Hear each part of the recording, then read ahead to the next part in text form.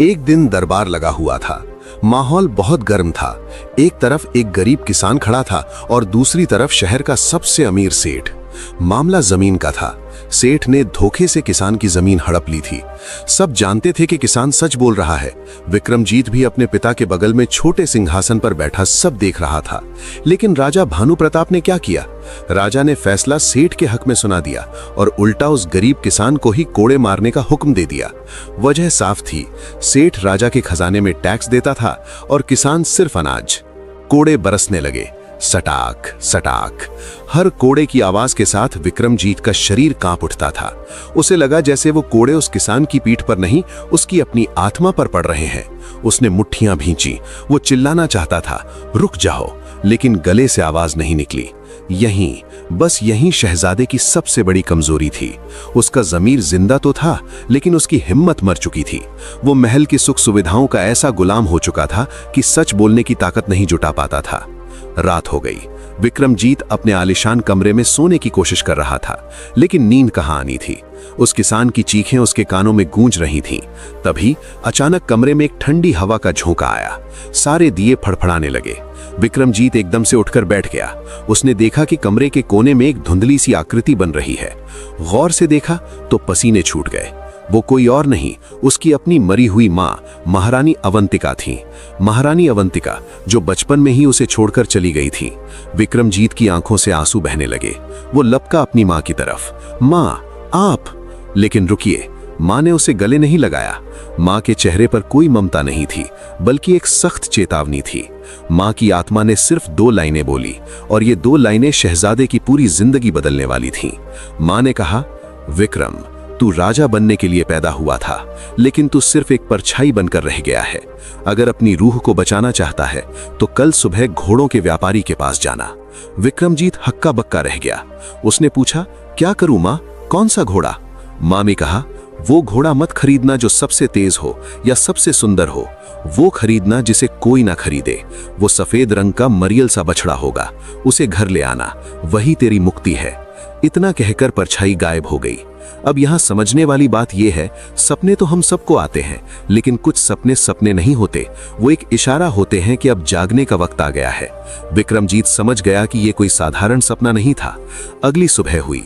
राजा भानु प्रताप के अस्तबल में अरब देश से एक बहुत बड़ा घोड़ों का सौदागर आया। एक से एक शानदार घोड़े, काले, लाल, भूरे, ऐसे घोड़े जो हवा से बातें करें। राजा भानु प्रताप बहुत खुश थे। वो अपने लिए सबसे बेहतरीन घोड़ा चुन रहे थे। विक्रमजीत भी वहां पहुंचा। उसकी नजरें उस घोड़े को ढूंढ रही थीं जो मां ने बताया था। तभी उसकी नजर एक कोने में पड़ी। वहां एक छोटा सा सफेद रंग का घोड़े का बच्चा, बछड़ा बंधा था। वो बहुत कमजोर लग रहा था। उसकी पसलियां दिख रही थीं। उसका सिल झुका हुआ था। कोई भी समझदार आदमी उस पर 1 पैसा भी न खर्च करे, लेकिन विक्रमजीत को उसमें कुछ और दिखा। जैसे ही विक्रमजीत उसके पास गया, उस घोड़े ने अपना सिर उठाया और विक्रमजीत की आंखों में देखा। दोस्तों, वो नजर आम नहीं थी। उस जानवर की आंखों में एक इंसान जैसी समझदारी थी। ऐसा लगा जैसे वो घोड़ा कह रहा हो कि बड़ी देर कर दी तुमने आने में। विक्रमजीत ने सौदागर से कहा, मुझे ये घोड़ा चाहिए। पूरा दरबार सन्न रह गया। राजा भानु प्रताप जोर जोर से हंसने लगे। अरे विक्रम, पागल हो गया है क्या? हम राजा हैं। ये मरा हुआ टट्टू हमारे अस्तबल की बेइज्जती कराएगा। वो काला घोड़ा ले जो बिजली जैसा तेज है। लेकिन आज पहली बार विक्रमजीत अपनी बात पर अड़ा रहा। उसने कहा, नहीं पिताश्री, मुझे यही चाहिए। राजा ने गुस्से में कहा, ठीक है, ले ले ये कचरा, लेकिन याद रखना, जिस दिन तूने इस पर सवारी की, दुनिया हंसेगी तुझ पर। सौदागर के चेहरे पर एक अजीब सी मुस्कुराहट थी। उसने वो घोड़ा बहुत कम दाम में विक्रमजीत को दे दिया। लेकिन सावधान, सस्ती चीज की कीमत कभी कभी जान देकर चुकानी पड़ती है। विक्रमजीत को अंदाजा नहीं था कि वो घर में घोड़ा नहीं, एक तूफान ला रहा है। शाम हुई। विक्रमजीत उस घोड़े को लेकर अपने निजी अस्तबल में गया। उसने प्यार से घोड़े की गर्दन पर हाथ फेरा। उसने खुद अपने हाथों से उसे नहलाया, उसे चारा खिलाया। वो घोड़े से बातें करने लगा। सब तुम्हें बेकार समझते हैं मेरे दोस्त, लेकिन मेरी मां ने तुम्हें चुना है। तुम जरूर खास होगे। विक्रमजीत अपने दिल का हाल सुनाने लगा। मैं थक गया हूं इस महल से। यहाँ हर दीवार में कान है, हर खाने में जहर है। मेरा दम घुटता है यहाँ। तभी एक चमत्कार हुआ। ऐसा चमत्कार जिसने विक्रमजीत के पैरों तले से जमीन खींच ली। घोड़े ने अपना मुंह खोला और साफ इंसानी आवाज में बोला, दम तो घुटता ही है जब इंसान अपनी आत्मा को गिरवी रख देता है। विक्रमजीत उछलकर पीछे जा गिरा। कौन कौन बोला? घोड़े ने उसे घूर कर देखा और कहा, डर मत शहजादे, मैं परिजात हूं। मैं कोई जानवर नहीं, एक श्राप हूं और एक वरदान भी। तेरी मां की पुकार ने मुझे जगाया है। विक्रमजीत की घिग्गी बंध गई। तुम बोल सकते हो? परिजात। घोड़ा थोड़ा आगे बढ़ा। उसकी आवाज में एक भारीपन था, जैसे कोई बूढ़ा गुरु अपने शिष्य को डांट रहा हो। उसने कहा, हाँ मैं बोल सकता हूं, लेकिन सवाल यह है कि तू कब बोलेगा? आज दरबार में जब उस किसान को पीटा जा रहा था, तब तेरी जुबान को लकवा क्यों मार गया था? अब ध्यान दीजिएगा, ये कोई परियों की कहानी वाला प्यारा घोड़ा नहीं था, ये कड़वा सच बोलने वाला आईना था। विक्रमजीत को लगा जैसे किसी ने उसे थप्पड़ मारा हो। उसने सिर झुका लिया। मैं क्या करता, वो राजा हैं, मेरे पिता हैं। घोड़े ने हिनहिनाते हुए कहा, पिता? वो एक व्यापारी हैं जो न्याय बेचते हैं, और तू उस पाप की कमाई खाने वाला एक कायर है। विक्रमजीत को गुस्सा आ गया। जुबान संभाल कर बात कर, मैं राजकुमार हूं। परिजात ने तुरंत पलटकर जवाब दिया, नहीं, तू राजकुमार नहीं है, तू एक कैदी है, सोने के पिंजरे का कैदी। अगर तू असली राजकुमार होता तो अन्याय के खिलाफ तलवार उठा लेता। माहौल एकदम शांत हो गया। विक्रमजीत की आंखों से आंसू बह निकले। वो जानता था कि घोड़ा सच बोल रहा है। वो जमीन पर घुटनों के बल बैठ गया। मैं मजबूर हूं परिजात, मैं कमजोर हूं, मुझे रास्ता दिखाओ। परिजात का लहजा थोड़ा नरम हुआ। रास्ता बहुत कठिन है विक्रम। अगर तू सचमुच इंसान बनना चाहता है तो तुझे ये राजसी कपड़े, ये महल, ये नाम सब छोड़ना होगा। विक्रमजीत ने चौंक कर देखा। छोड़ना होगा? मतलब तुझे भागना होगा, अभी, इसी वक्त, इससे पहले कि तेरे पिता का पाप तुझे पूरी तरह निगल ले। विक्रमजीत कांप गया। महल छोड़ना, सड़क पर आना? उसने कभी धूप में पैदल चलकर भी नहीं देखा था। लेकिन फिर उसे वो किसान याद आया, उसे अपनी मां का चेहरा याद आया। उसने अपनी मुट्ठियां भींची और खड़ा हो गया। मैं तैयार हूं, मुझे ले चलो। लेकिन रुकिए, कहानी में असली मोड़ अब आता है। भागना इतना आसान नहीं था। जैसे ही विक्रमजीत ने घोड़े पर काठी डाली, महल में खतरे की घंटी बज गई। टन टन टन शोर मच गया। दरअसल राजा के जासूसों ने सुन लिया था कि घोड़सवार में कोई बात कर रहा है। उन्हें लगा कि राजकुमार किसी गद्दार से मिल रहा है। सैनिकों के बूटों की आवाज आने लगी। धप धप धप। सैकड़ों मशालें जल उठीं। पूरा महल रोशनी से भर गया। परिजात ने कहा, जल्दी कर विक्रम, अगर आज हम पकड़े गए तो तेरा पिता मुझे मार डालेगा और तुझे काल कोठरी में सड़ा देगा। विक्रमजीत घोड़े पर बैठा, लेकिन तभी सामने राजा भानु प्रताप खुद नंगी तलवार लेकर खड़े हो गए। उनके साथ 50 तीरंदाज थे। राजा ने गरज कर कहा, रुक जा विक्रम, गद्दार, तू मेरे दुश्मन देश से मिलकर भाग रहा है। राजा को लगा कि उसका बेटा बगावत कर रहा है। उसे अपने बेटे पर रत्ती भर भी भरोसा नहीं था। विक्रमजीत ने अपने पिता को देखा। आज उसे उन आंखों में पिता नहीं, एक जल्लाद दिखा।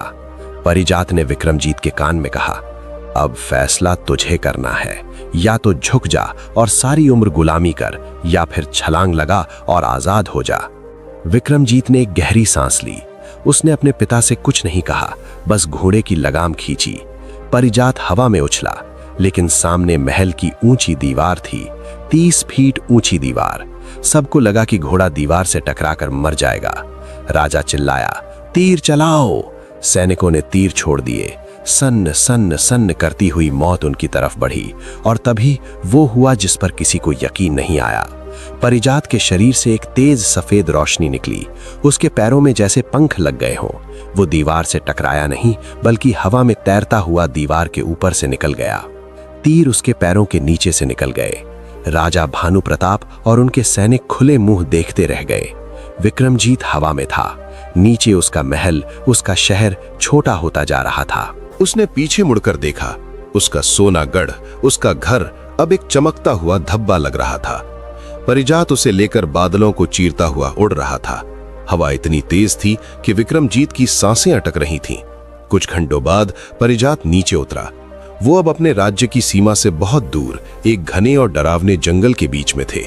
चारों तरफ सन्नाटा था, सिर्फ जंगली जानवरों की आवाजें आ रही थीं। विक्रमजीत जमीन पर गिरा, उसका शरीर अकड़ गया था।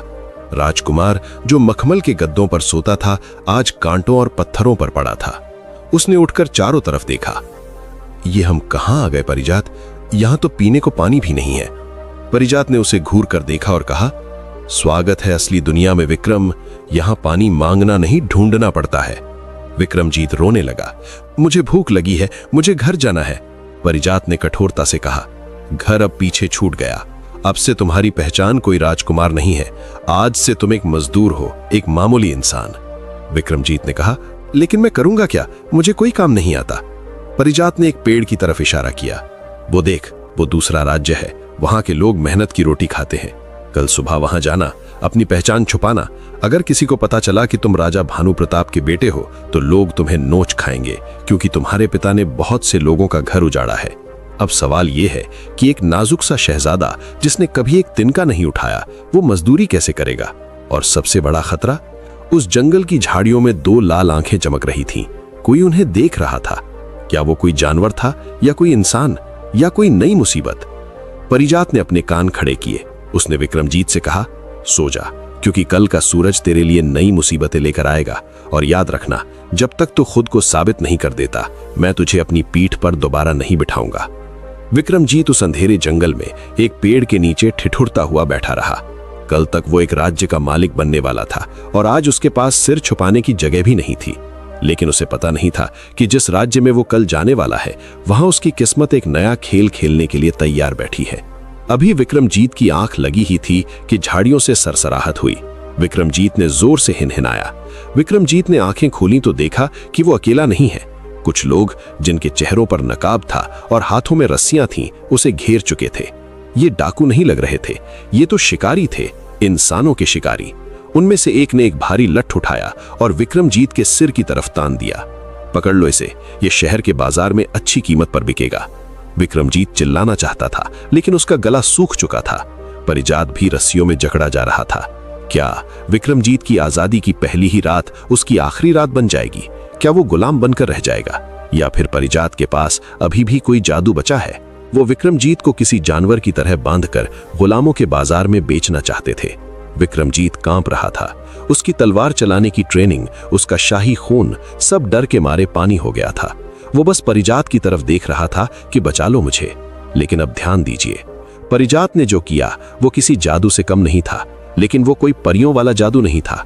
घोड़े ने जोर से जमीन पर टाप मारी, धड़ाम, इतनी जोर से कि जैसे धरती हिल गई हो।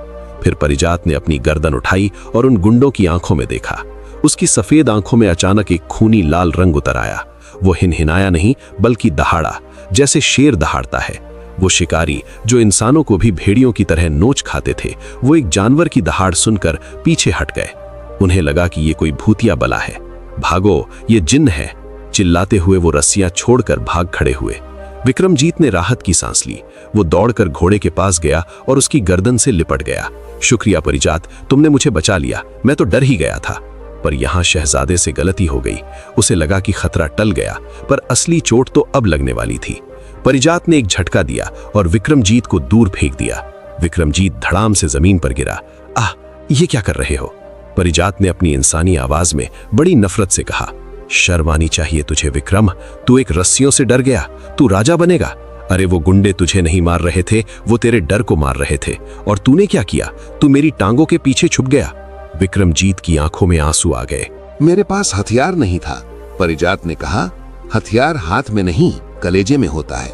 आज मैंने तुझे बचा लिया, लेकिन अगली बार अगर तूने अपनी हिफाजत खुद नहीं की तो मैं खुद तुझे उन गुंडों के हवाले कर दूंगा। मुझे एक कायर का बोझ नहीं उठाना। ये शब्द विक्रमजीत के दिल पर किसी कोड़े की तरह बरसे। उस रात उसने जंगल में कुछ नहीं खाया, वो बस सोचता रहा। पहली बार उसे एहसास हुआ कि राजकुमार होना और मर्द होना दो अलग बातें हैं। अगली सुबह हुई। दोनों चलते चलते जंगल के उस पार चंदनगढ़ राज्य की सीमा पर पहुंच गए। ये राज्य विक्रमजीत के पिता के राज्य जैसा अमीर तो नहीं था, लेकिन यहाँ की हवा में एक सुकून था। लेकिन शहर में घुसने से पहले परिजात रुक गया। उसने कहा, विक्रम, अब हम जुदा होंगे। विक्रमजीत घबरा गया। क्या तुम मुझे छोड़कर जा रहे हो? परिजात ने समझाया, नहीं, मैं जंगल में ही रहूंगा। एक बोलता हुआ सफेद घोड़ा शहर में जाएगा तो तमाशा बन जाएगा। तेरे पिता के जासूस तुझे ढूंढ लेंगे। तुझे अकेले जाना होगा। और सुन, परिजात ने अपनी पूंछ का एक बाल तोड़ा और विक्रमजीत के हाथ में रख दिया। जब तेरी जान पर बनाए और कोई रास्ता ना बचे, सिर्फ तभी इसे हवा में उड़ाना। मैं आ जाऊंगा, लेकिन याद रखना, छोटी मोटी मुसीबत के लिए मुझे मत पुकारना। अब शुरू होता है असली इम्तिहान। विक्रमजीत अकेला शहर की तरफ बढ़ा, लेकिन शहर के दरवाजे पर एक बड़ा सा आईना लगा था। विक्रमजीत ने खुद को देखा, रेशमी कपड़े, गोरा बदन, गले में मोतियों की माला। वो समझ गया कि इस हुलिये में वो पकड़ा जाएगा। उसने वहीं सड़क किनारे पड़ी गीली मिट्टी और राख उठाई। सोचिए जरा, वो हाथ जिन्होंने कभी गुलाब के फूल भी एहतियात से पकड़े थे, आज उन्होंने कीचड़ उठाया। उसने वो कालिख अपने गोरे चेहरे पर मल ली, अपने रेशमी कुर्ते को फाड़कर मैला कर दिया, अपने बालों को बिखेर लिया। इसका मतलब क्या था? ये सिर्फ भेष बदलना नहीं था, ये अपने अंदर के अहंकार का अंतिम संस्कार था। उस पल राजकुमार विक्रमजीत मर गया और एक मजदूर पैदा हुआ। वो शहर के बाजार में पहुंचा। भूख से पेट में चूहे कूद रहे थे। उसने सोचा, काम मांगता हूं। वो एक हलवाई की दुकान पर गया। सेठ जी, कोई काम मिलेगा? सेठ ने उसे ऊपर से नीचे तक देखा। भाग यहां से भिखारी, शक्ल देखिए अपनी। वो आगे बढ़ा, एक कपड़े वाले के पास गया। बाबूजी, बहुत भूख लगी है, कुछ काम दे दो। कपड़े वाले ने धक्के मारकर निकाल दिया। चोर लगता है, हाथ देख अपने कितने मुलायम हैं। तूने जिंदगी में कभी काम नहीं किया, तू क्या बोझ उठाएगा? विक्रमजीत की आंखों में बेबसी थी। जिस हाथ में कल तक हुकूमत की लकीरें थीं, आज वो हाथ फैलाने पर मजबूर था। शाम हो गई। वो थक कर एक लोहार की दुकान के बाहर बैठ गया। अंदर लोहार गरम लोहा पीट रहा था। Ton ton ton. विक्रमजीत को वो आवाज अच्छी लगी। उसे लगा जैसे ये लोहा नहीं, उसकी किस्मत पीटी जा रही है। तभी लोहार बाहर आया, एक बूढ़ा सख्त आदमी। नाम था उस्ताद दीनानाथ। दीनानाथ ने विक्रमजीत को देखा। ए लड़के, यहां क्यों बैठा है? विक्रमजीत ने कहा, काम चाहिए बाबा, रोटी के बदले कुछ भी कर लूंगा। दीनानाथ ने उसकी आंखों में देखा। दोस्तों, अनुभवी आदमी इंसान की शक्ल नहीं, उसकी नीयत पहचानता है। दीनानाथ को उस लड़के की आंखों में एक अजीब सी आग दिखी। उसने एक भारी हथौड़ा विक्रमजीत की तरफ फेंका। उठा इसे। और वो लोहा पीट। विक्रमजीत ने हथौड़ा उठाया। बहुत भारी था। उसने पूरी जान लगाकर मारा। पहला वार गलत पड़ा, हाथ झंझना गए। दीनानाथ हंसा नहीं, उसने बस इतना कहा, ताकत बाजुओं से नहीं, कंधे से लगा। विक्रमजीत ने दोबारा मारा, फिर मारा। रात भर वो लोहा पीटता रहा। उसके हाथों में छाले पड़ गए, छाले फूट गए, खून बहने लगा, लेकिन वो रुका नहीं, क्योंकि उसे पता था कि अगर आज रुका तो वो फिर कभी खड़ा नहीं हो पाएगा। सुबह हुई तो दीनानाथ ने उसे 2 सूखी रोटियां और प्याज दिया। विक्रमजीत ने वो रोटी खाई। आप यकीन नहीं करेंगे, उस सूखी बेस्वाद रोटी में उसे जो स्वाद आया वो शाही दावतों में भी नहीं था, क्योंकि ये उसकी अपनी कमाई थी। उसने दीनानाथ के यहाँ नौकरी कर ली। वो दिन भर आग की भट्ठी के सामने तपता, भारी सामान उठाता। उसका रंग काला पड़ गया, शरीर पत्थर जैसा सख्त हो गया। अब कोई उसे देखकर कह ही नहीं सकता था कि ये वही नाजुक शहजादा है। महीने बीतते गए। चंदनगढ़ के राजा की एक बेटी थी, राजकुमारी नंदिनी। नंदिनी बाकी राजकुमारियों जैसी नहीं थी। उसे गहनों से ज्यादा हुनर का शौक था। वो अक्सर शहर के कारीगरों का काम देखने निकलती थी। एक दिन राजकुमारी नंदिनी की सवारी दीनानाथ की दुकान के आगे रुकी। दीनानाथ घबरा गया। अरे, राजकुमारी जी आई हैं। विक्रमजीत उस समय भट्टी में कोयला झोंक रहा था। उसका चेहरा कालिक से पुता हुआ था, पसीना बह रहा था। नंदिनी अपनी पालकी से उतरी। उसने दुकान में रखे हुए नक्काशीदार बर्तनों को देखा, लेकिन उसकी नजर कोने में काम कर रहे उस मजदूर पर अटक गई। क्यों? क्योंकि विक्रमजीत जिस एकाग्रता यानी फोकस से काम कर रहा था, वो किसी आम मजदूर की नहीं थी। उसके खड़े होने का तरीका, उसके पसीना पोंछने का अंदाज, सब में एक अजीब सी गरिमा थी। कीचड़ में भी कमल अपनी पहचान नहीं खोता। नंदिनी उसके पास गई। तुम, क्या नाम है तुम्हारा? विक्रमजीत ने सिर झुकाकर आवाज बदलकर कहा, वीरू राजकुमारी जी। नंदिनी ने कहा, तुमने ये तलवार की मूठ बनाई है? विक्रमजीत ने कहा, जी। नंदिनी ने अपनी दासी से एक सोने की अशर्फी ली और विक्रमजीत की तरफ बढ़ाई। ये इनाम है, तुम्हारा काम बहुत सुंदर है। अब यहां एक मोड़ आता है।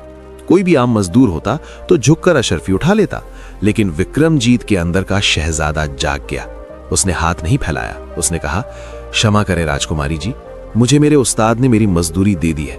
इनाम का हकदार मैं नहीं, मेरे उस्ताद हैं। अगर आपको देना है तो उन्हें दीजिए। नंदिनी सन्न रह गई। एक मामूली मजदूर सोने का सिक्का ठुकरा रहा है। उसके इनकार में एक ऐसा स्वाभिमान था जिसने नंदिनी के दिल पर सीधी चोट की। उसने अशरफी वापस रख ली, लेकिन जाते जाते मुड़कर विक्रमजीत को ऐसे देखा जैसे कोई पहेली सुलझा रही हो। अजीब मजदूर है, उसने मन ही मन सोचा। इसकी आंखों में भूख नहीं, कुछ और है। सावधान, ये जो मुलाकात हुई ये प्यार की शुरुआत नहीं थी, ये मुसीबत की शुरुआत थी। क्योंकि राजा की बेटी की नजर जिस पर पड़ जाए उसकी जिंदगी या तो बन जाती है या तबाह हो जाती है। उस रात विक्रमजीत जंगल में परिजात से मिलने गया।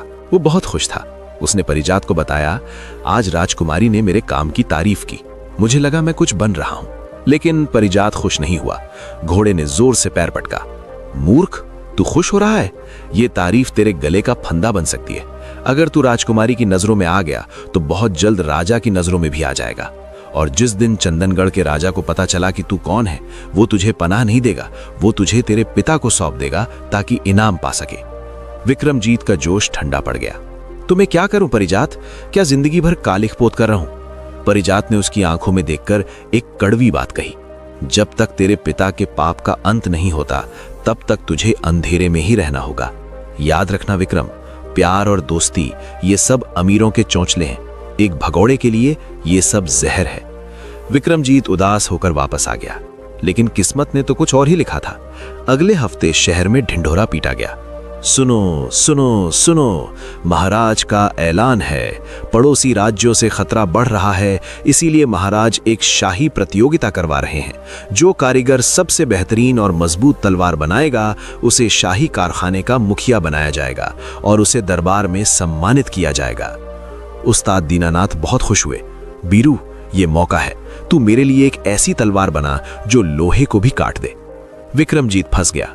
अगर वो अच्छी तलवार बनाता है तो उसे दरबार जाना पड़ेगा, वही दरबार जहां से वो भागना चाहता था। और अगर वो नहीं बनाता तो अपने उस्ताद का दिल तोड़ देगा जिसने उसे सहारा दिया। उसने तलवार बनाई।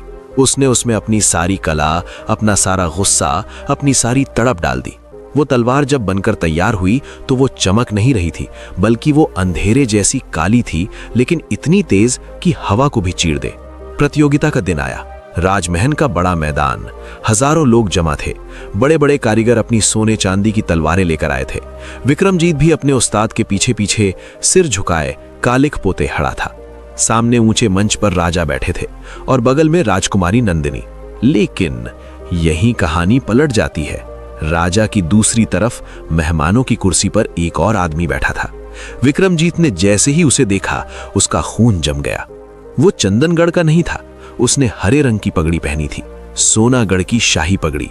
वो राजा भानु प्रताप यानी विक्रमजीत के पिता का सबसे खास और चालाक वजीर था, वजीर कालनेमी।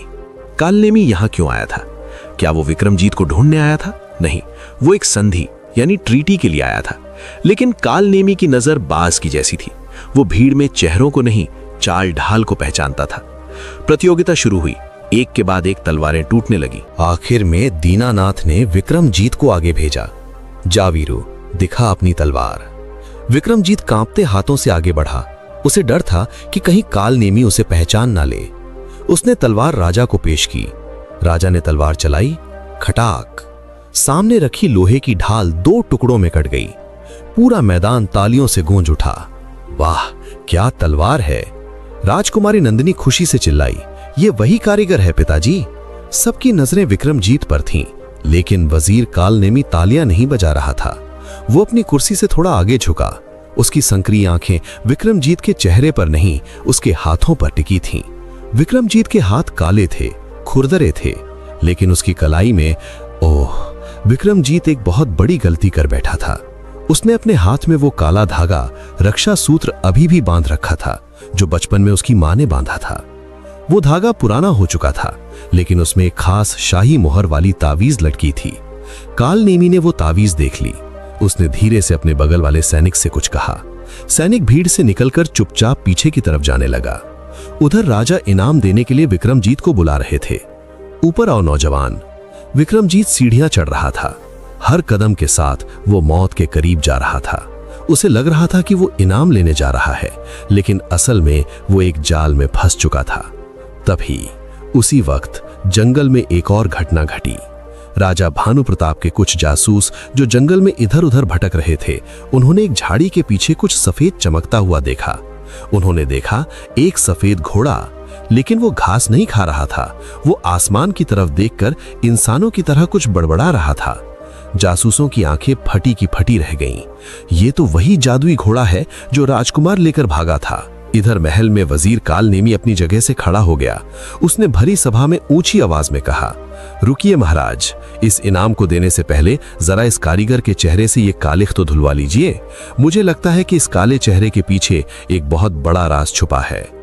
विक्रमजीत के कदम रुक गए, सन्नाटा छा गया और उधर जंगल में जासूसों ने परिजात को घेरने के लिए जाल फेंक दिया। एक तरफ मालिक फंसा था, दूसरी तरफ उसका रक्षक। क्या विक्रमजीत का राज सबके सामने खुलने वाला है? क्या वजीर उसे पहचान लेगा या फिर किस्मत कोई ऐसा खेल खेलेगी जिसकी उम्मीद किसी को नहीं? विक्रमजीत को लगा कि अब खेल खत्म। उसने अपनी कलाई पर बंधा वो तावीज छुपाने की कोशिश की, लेकिन काल नेमी की चील जैसी निगाहों से कुछ नहीं छुप सकता था। राजा ने हुक्म दिया, पानी लाया जाए। सेवकों ने चांदी के लोके में पानी लाकर विक्रमजीत के सामने रख दिया। काल नेमी मुस्कुरा रहा था। उसे पक्का यकीन था कि जैसे ही कालिख धुलेगी, राजकुमार विक्रमजीत का चेहरा सामने आएगा। विक्रमजीत ने कांपते हाथों से पानी लिया। उसने मन ही मन अपनी मां को याद किया, मां, आज मेरी लाज रख लेना। उसने पानी चेहरे पर मारा और अपने अंगूठे से चेहरा पोंछा। सबकी निगाहें उसके चेहरे पर गड़ी थीं। जैसे ही उसने चेहरा ऊपर उठाया, सन्नाटा छा गया। क्या हुआ? क्या राजकुमार का चेहरा दिखा? नहीं, वहां एक सांवला धूप में जला हुआ झुर्रियों वाला चेहरा था। काल नेमी की मुस्कुराहट गायब हो गई। ये कैसे हो सकता है? वो बड़बड़ाया। अब मैं आपको समझाता हूं कि ये हुआ कैसे। ये कोई जादू नहीं था, ये थी मेहनत की आग। पिछले कई महीनों से भट्टी के सामने तप तप कर कोयले की कालिख और लोहे की आंच ने विक्रमजीत की नाजुक खाल को जलाकर सख्त और सांवला बना दिया था। वो अब मखमल का राजकुमार नहीं रहा था, वो सचमुच का लोहार बन चुका था। कुदरत ने, उसकी मेहनत ने आज उसकी पहचान छुपा ली थी। लेकिन काल नेमी बहुत पुराना खिलाड़ी था। वो इतनी आसानी से हार मानने वाला नहीं था। उसने चिल्लाकर कहा, चेहरा बदल सकता है लेकिन खून नहीं। महाराज, इसकी कलाई देखिए, वो धागा, वो शाही तावीज है जो सिर्फ सोनागढ़ के राजघराने में पहना जाता है। एक मामूली लोहार के पास ये शाही निशानी कैसे आई? अब विक्रमजीत के पास कोई जवाब नहीं था। वो ताबीज उसकी मां की आखिरी निशानी थी, जिसे वो चाहकर भी नहीं उतार पाया था। राजा की त्योरियां चढ़ गईं। जवाब दो कारीगर, ये चोरी का माल है क्या? तभी भीड़ को चीरती हुई एक भारी आवाज आई, ये चोरी का नहीं, दान का माल है महाराज। सबने मुड़कर देखा। उस्ताद दीनानाथ अपनी लाठी टेकते हुए आगे आए। दीनानाथ ने राजा के सामने सिर झुकाया और झूठ बोल दिया, एक ऐसा झूठ जो किसी सच से बड़ा था। उन्होंने कहा, महाराज, ये ताबीज मुझे बरसों पहले एक साधु ने दिया था। मैंने इसे अपने बेटे वीरू यानी विक्रमजीत को पहना दिया ताकि इसकी रक्षा हो सके। अगर ये शाही निशानी है तो मुझे नहीं पता, पर मेरे बेटे पर चोरी का इल्जाम मत लगाइए। भाइयों, गौर कीजिए इस बात पर। दीनानाथ जानते थे कि वो ताबीज कीमती है। उन्हें शक भी था कि वीरू कोई साधारण लड़का नहीं है, लेकिन प्रेम इंसान को अंधा नहीं बल्कि निडर बना देता है। उन्होंने एक अनजान लड़के के लिए अपनी जान दांव पर लगा दी। राजा शांत हो गए, लेकिन काल नेमी की आंखों में अभी भी शक का जहर था। उसने कुछ नहीं कहा, बस अपनी मूंछों पर ताव दिया और बैठ गया। विक्रमजीत को इनाम मिला, लेकिन उसे वो इनाम आग के अंगारे जैसा लग रहा था। समारोह खत्म हुआ। विक्रमजीत और दीनानाथ वापस अपनी दुकान पर आए। दीनानाथ ने दरवाजा बंद किया और विक्रमजीत की तरफ मुड़े। उनकी आंखों में सवाल थे। वीरू, या जो भी तुम्हारा नाम है, आज मैंने झूठ बोला, लेकिन मेरी आत्मा जानती है कि तुम कोई लोहार नहीं हो। तुम कौन हो मैं नहीं पूछूंगा, बस इतना कहूंगा कि अगर तुम्हारे पीछे आंधी आ रही है तो मेरे घर से दूर चले जाओ। मैं बूढ़ा हूं, पर मैं नहीं चाहता कि मेरी बेटी जैसी राजकुमारी नंदिनी किसी मुसीबत में फंसे। विक्रमजीत रो पड़ा। वो दीनानाथ के पैरों में गिर गया। बाबा, मैं गुनहगार हूं, मैं आज ही चला जाऊंगा। लेकिन दोस्तों, मुसीबत बताकर नहीं आती। उसी रात महल में एक और खिचड़ी पक रही थी। वजीर काल नेमी चंदनगढ़ के राजा के साथ गुप्त कमरे में बैठा था। काल नेमी ने अपना पासा फेंका। उसने कहा, महाराज, हमारे जासूसों ने खबर दी है कि वो लड़का कोई कारीगर नहीं बल्कि एक बागी है जो आपके राज्य की जासूसी कर रहा है, और वो घोड़ा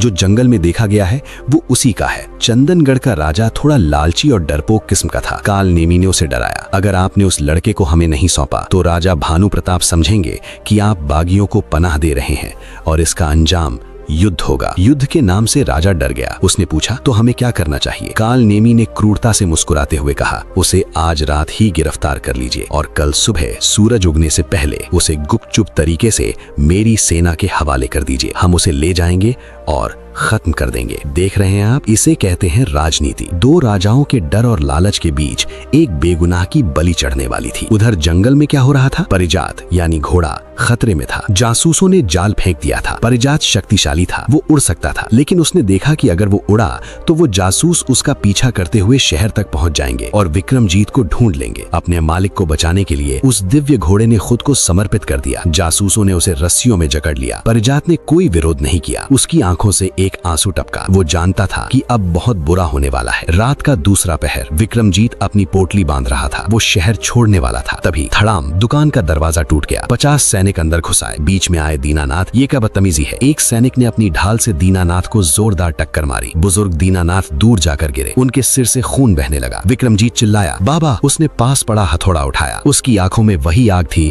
जो जंगल में परिजात ने जगाई थी। हाथ मत लगाना उन्हें। विक्रमजीत दहाड़ा। सैनिक एक पल के लिए सहम गए, लेकिन तभी पीछे से कालनेमी की आवाज आई, पकड़ लो इसे। अगर इसने विरोध किया तो इस बूढ़े का सिर काट दो। विक्रमजीत का हाथ रुक गया। वो खुद के लिए लड़ सकता था, लेकिन अपने उस्ताद की जान जोखिम में नहीं डाल सकता था। उसने हथौड़ा छोड़ दिया। सैनिकों ने उसे दबोच लिया। भारी जंजीरों में उसे जकड़ लिया गया। चेतावनी, जब शेर पिंजरे में खुद चलकर जाता है तो वो हारता नहीं है, बस वो सही वक्त का इंतजार करता है। लेकिन विक्रमजीत अभी शेर नहीं बना था। वो बस एक मजबूर बेटा था। उसे घसीटते हुए महल के काल कोठरी में ले जाया गया। अंधेरी बदबूदार काल कोठरी। उसे दीवार से बांध दिया गया। कुछ देर बाद कालनेमी वहां आया। उसके हाथ में एक मशाल थी। उसने मशाल की रोशनी विक्रमजीत के चेहरे पर डाली और हंसा। पहचान लिया मैंने तुझे, शहजादे विक्रमजीत। वो ताबीज तेरी माँ ने पहनाया था ना, उसी ताबीज ने तुझे फंसा दिया। विक्रमजीत ने गुस्से से कहा, मेरे पिता को पता चलेगा तो वो तुम्हें छोड़ेंगे नहीं। कालनेमी जोर से हंसा, इतनी जोर से कि काल कोठरी गूंज उठी। अरे भोले शहजादे, तुझे क्या लगता है तेरे पिता तुझे ढूंढ रहे हैं? उन्होंने ही तो मुझे भेजा है। उनका हुक्म है, अगर बेटा वापस आए तो ठीक, वरना उसका सिर काट कर ले आना। उन्हें गद्दी के लिए वारिस चाहिए, बागी नहीं। विक्रमजीत सन्न रह गया। पिताजी मुझे मारना चाहते हैं? कालनेमी ने कहा, सत्ता मेरे बच्चे, सत्ता का नशा खून के रिश्ते नहीं देखता। कल सुबह तुझे हमारे हवाले किया जाएगा और जंगल के रास्ते में तेरा एक्सीडेंट हो जाएगा। इतना कहकर कालनेमी चला गया। अंधेरा फिर छा गया। विक्रमजीत टूट गया। उसका भरोसा, उसका परिवार, उसकी उम्मीद सब खत्म हो गया। वो फूट फूट कर रोने लगा। परिजात, तुम कहां हो? तुमने कहा था कि तुम आओगे, लेकिन कोई नहीं आया। सिर्फ चूहों की आवाज और पानी टपकने की आवाज। तभी उसे याद आया, उसकी धोती की तह में वो एक बाल छुपा था, परिजात का बाल। घोड़े ने कहा था कि जब कोई रास्ता ना बचे तभी इसे इस्तेमाल करना। क्या ये सही वक्त था? हाँ, इससे बुरा वक्त और क्या हो सकता था? विक्रमजीत ने मुश्किल से अपने बंधे हुए हाथों से वो बाल निकाला। अंधेरे में वो बाल हल्का हल्का चमक रहा था। उसने आंखें बंद की और पूरी शिद्दत से पुकारा, परिजात मेरी मदद करो। उसने फूंक मारकर उस बाल को हवा में उड़ा दिया। पर क्या हुआ? कोई बिजली नहीं कड़की, कोई दीवार नहीं टूटी। सब कुछ वैसा ही शांत रहा। 1 मिनट बीता, 2 मिनट बीते। विक्रमजीत का दिल बैठने लगा। क्या परिजात ने मुझे धोखा दिया या वो खुद किसी मुसीबत में है?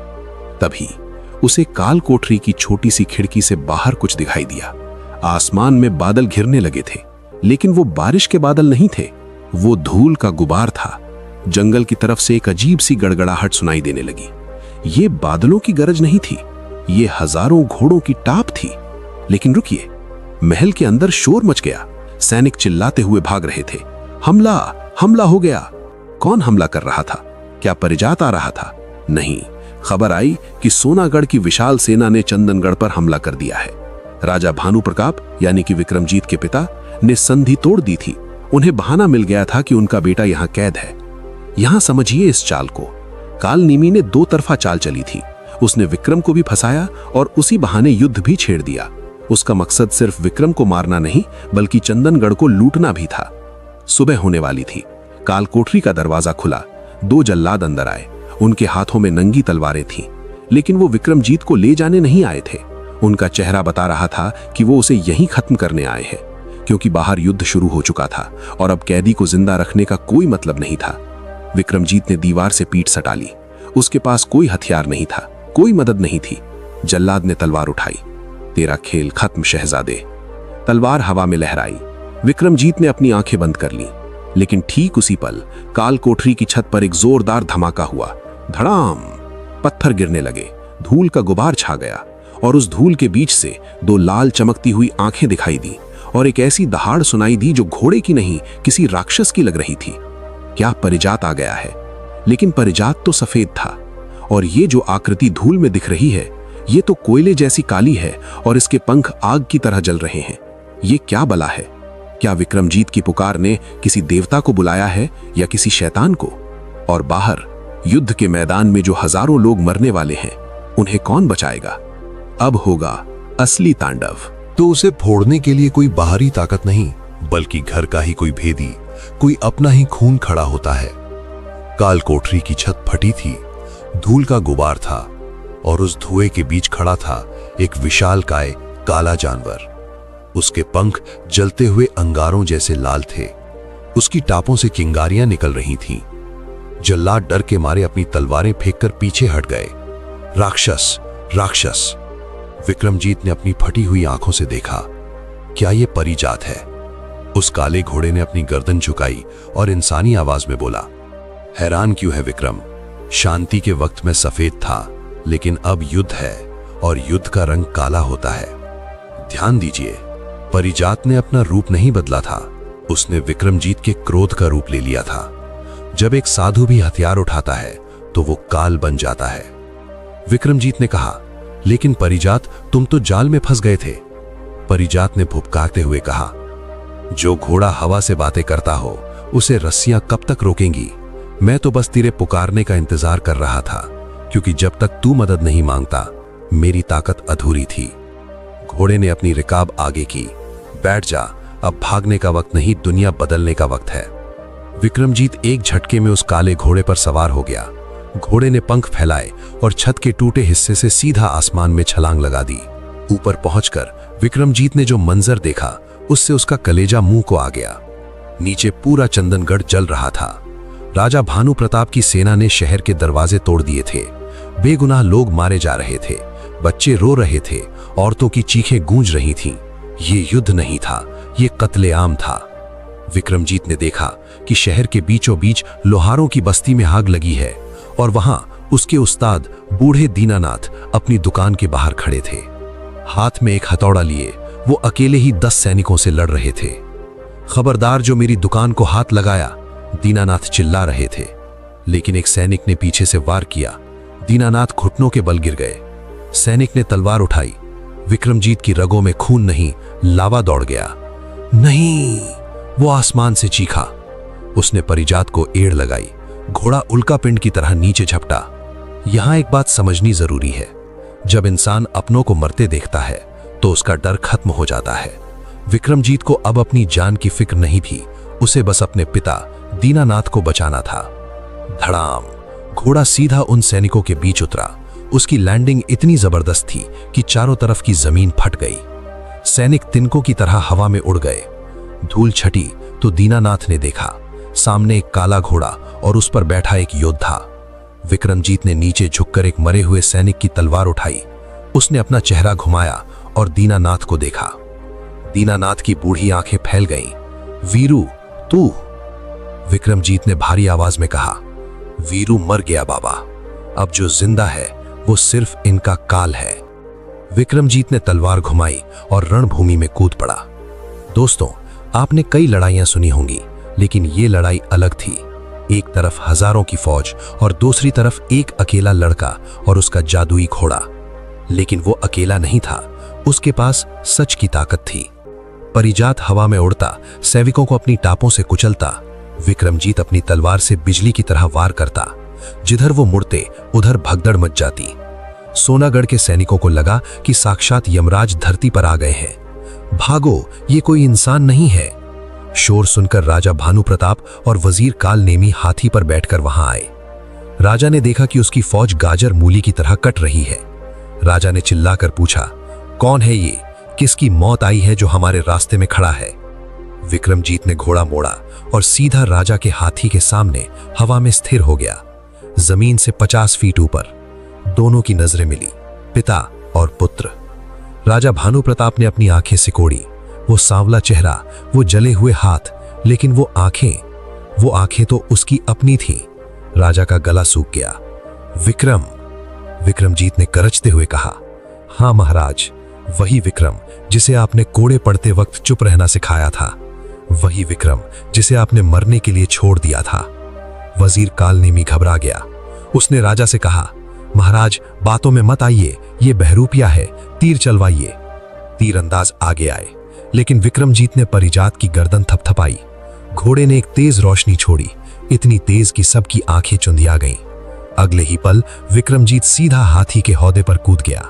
कालनेमी ने खंजर निकाला और विक्रम पर वार करना चाहा, लेकिन विक्रमजीत ने लोहार वाले मजबूत हाथ से कालनेमी की कलाई पकड़ी। ये हाथ अब रेशम नहीं, लोहा पीटते हैं वजीर। उसने एक झटका दिया और कालनेमी को हाथी से नीचे फेंक दिया। धप से गिरने की आवाज आई और वजीर वहीं ढेर हो गया। अब बचे सिर्फ पिता और पुत्र। राजा भानु प्रताप ने अपनी तलवार निकाल ली, लेकिन उनके हाथ कांप रहे थे। तू मुझसे लड़ेगा, अपने पिता से? विक्रमजीत ने अपनी तलवार राजा की गर्दन पर नहीं रखी, उसने अपनी तलवार राजा के पैरों में फेंक दी। क्यों? क्योंकि धर्म ये नहीं कहता कि पिता को मारो, धर्म कहता है कि पिता के पाप को मारो। विक्रमजीत ने कहा, मैं आपसे नहीं लड़ रहा पिताजी, मैं उस अहंकार से लड़ रहा हूं जिसने आपको अंधा कर दिया है। देखिए नीचे। उसने जलते हुए शहर की तरफ इशारा किया। क्या ये है आपकी राजपूती शान? ये लाशें, ये अनाथ बच्चे, क्या जवाब देंगे आप ईश्वर को? राजा भानु प्रताप ने नीचे देखा। खून, आग, तबाही। पहली बार, सालों में पहली बार राजा का नशा उतरा। उन्हें अपनी जीत में सिर्फ हार दिखाई दी। उनका बेटा जो कल तक एक कायर था, आज एक देवता की तरह उनके सामने खड़ा उन्हें आईना दिखा रहा था। राजा की तलवार हाथ से छूट गई। वो घुटनों के बल बैठ गए। मैंने क्या कर दिया? मैंने अपने ही बेटे को मारने के लिए ये सब किया। युद्ध रुक गया। दोनों सेनाएं शांत खड़ी थीं। सब देख रहे थे कि शक्तिशाली राजा भानु प्रताप अपने बेटे के सामने सर झुकाए बैठे हैं। लेकिन कहानी अभी खत्म नहीं हुई। जीत विक्रमजीत की हुई थी। चंदनगढ़ के राजा यानी राजकुमारी नंदिनी के पिता दौड़ते हुए आए। वो बहुत खुश थे। उन्होंने हाथ जोड़कर कहा, हे राजकुमार, आपने हमें बचा लिया, आप महान हैं। मैं अपनी बेटी नंदिनी का हाथ और अपना पूरा राज्य आपको सौंपता हूं। आज से आप दोनों राज्यों के सम्राट हैं। भीड़ चिल्लाने लगी, महाराज विक्रमजीत की जय, सम्राट विक्रमजीत की जय। राजकुमारी नंदिनी भी वहां आ गई। उसकी आंखों में प्यार और गर्व था। उसे लगा कि उसे उसका राजकुमार मिल गया। विक्रमजीत हाथी से उतरा। उसने अपने पिता को सैनिकों के हवाले नहीं किया, बल्कि उन्हें सम्मान से खड़ा किया। फिर वो चंदनगढ़ के राजा की तरफ मुड़ा। सबको लगा कि वो ताज स्वीकार करेगा। आखिर यही तो होता है कहानियों में, हीरो जीतता है और राजा बनता है। लेकिन सावधान, विक्रमजीत ने जो किया उसने इतिहास बदल दिया। उसने राजा के हाथ से वो सोने का ताज लिया, उसे गौर से देखा, फिर उसने वो ताज पास पड़ी लोहार की भट्टी में फेंक दिया। सब सन्न रह गए। ये क्या अनर्थ है? विक्रमजीत ने पलटकर जनता से कहा, ये ताज सोने का है, इसलिए इसके लिए खून बहता है। जिस दिन ये ताज मिट्टी का होगा और राजा का धर्म सेवा होगा, उस दिन मैं इसे पहनूंगा। फिर वो राजकुमारी नंदिनी के पास गया। उसने कहा, राजकुमारी, मैं वीरू लोहार बनकर खुश था, वो मेरी सच्चाई थी। ये राजमहल, ये राजनीति, ये सब झूठ है। मैं एक झूठ को जीने के लिए वापस नहीं आ सकता। नंदिनी रोने लगी। तो तुम कहाँ जाओगे हमें छोड़कर? विक्रमजीत ने परिजात की तरफ देखा। घोड़ा वापस सफेद रंग का हो चुका था और शांति से खड़ा था। विक्रमजीत ने कहा, जहां हवा मुझे ले जाएगी। दुनिया बहुत बड़ी है और अभी बहुत से अंधेरे मिटाने बाकी हैं। मैं राजा बनकर एक जगह नहीं बन सकता, मुझे इंसान बनकर हर जगह रहना है। उसने अपने उस्ताद दीनानाथ के पैर छुए। बाबा, आपकी भट्टी ने मुझे तपाकर सोना बना दिया, ये कर्ज मैं कभी नहीं चुका पाऊंगा। और फिर बिना किसी तामझाम के, बिना किसी सेना के, विक्रमजीत अपने सफेद घोड़े पर बैठा। उसने एक बार भी पीछे मुड़कर उस सोने के महल को, उस रोती हुई राजकुमारी को या अपने पछताते हुए पिता को नहीं देखा। घोड़े ने हवा में छलांग लगाई और देखते ही देखते वो बादलों के बीच एक तारे की तरह ओझल हो गया। अंत। लोग कहते हैं कि आज भी जब किसी गरीब पर बहुत जुल्म होता है या जब कोई मजलूम अंधेरे में मदद के लिए पुकारता है तो कहीं दूर से हवाओं को चीरते हुए घोड़ों की टापों की आवाज आती है। कोई नहीं जानता वो कहाँ है। कुछ लोग कहते हैं वो जंगल में साधु बन गया, कुछ लोग कहते हैं वो भेष बदलकर आज भी हमारे बीच रहता है।